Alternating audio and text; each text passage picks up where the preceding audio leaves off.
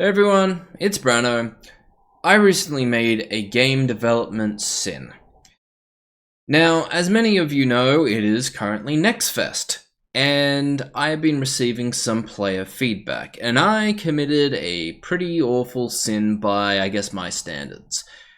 I responded to a person's feedback, a person's criticism, not negatively, mind you. I responded to it optimistically and too optimistically, actually. I said that I'm going to fix your problem before I actually fix their problem. I wanted to just show you the comment I made, which is...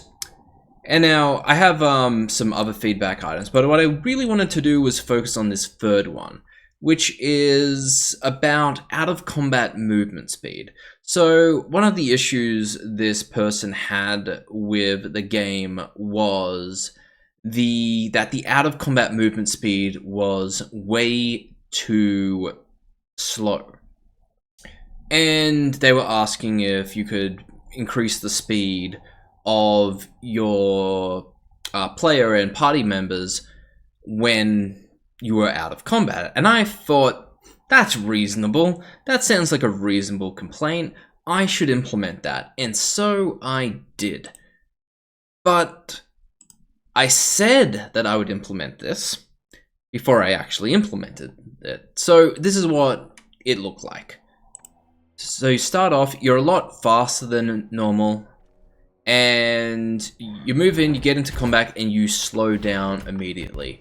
Now, I don't think this looks particularly bad in the video, but when you are playing, it's kind of like a big hit in the face. You're moving quite quickly, and you're expecting to move quite quickly.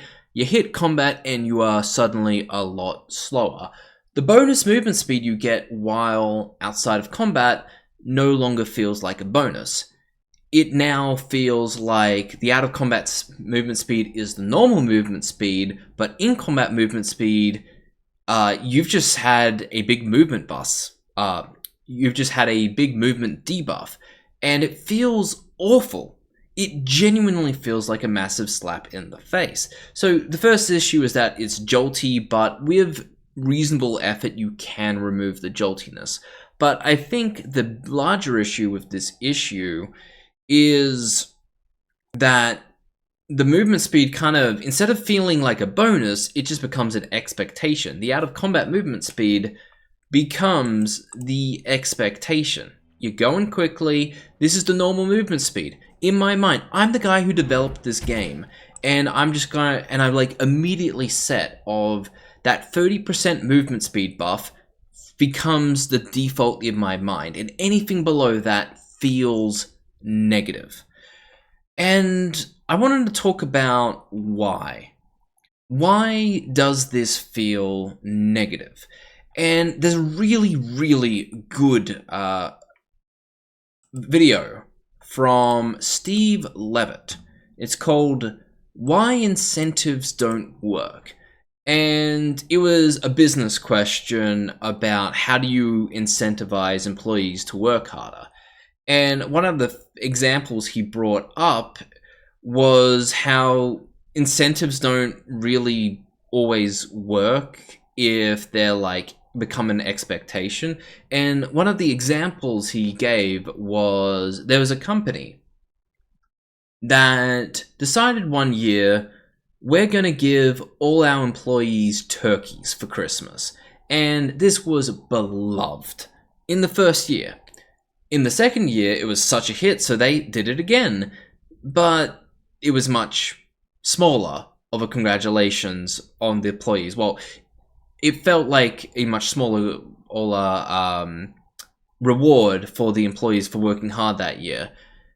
During the third year, they had to get smaller turkeys because the old provider stopped, and all the employees were like, they're skimping out on the turkey size. We're getting less than we're used to. And that's sort of the same thing with the movement speed issue, which is if you go quick, this becomes the expectation. I'm expecting to move this quickly, and once it's taken away from me, it feels really bad. I can still move, but I'm getting less movement speed. It's the same thing with the employees. I'm getting a turkey, but it's a smaller turkey. So I feel like I'm getting ripped off because I'm expecting a turkey of a particular size. And that, I think I've just basically implemented the speed, like the turkey example within my game. So in my game, you get these speed boots right here. Let me see if we can get closer. If you touch this, you will gain a movement speed buff, and it feels like a bonus because you're not always going to be having these buffs.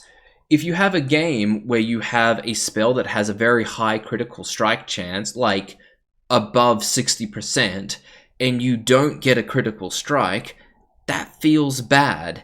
You want your spells to either have a very high critical strike chance or no bonus critical strike chance.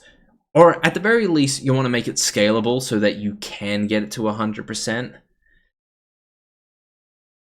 That's basically the problem with giving out-of-combat movement speed when you're not holding a button down. And I don't want to add a sprint button. I don't want to add a stamina bar or anything like that to my game.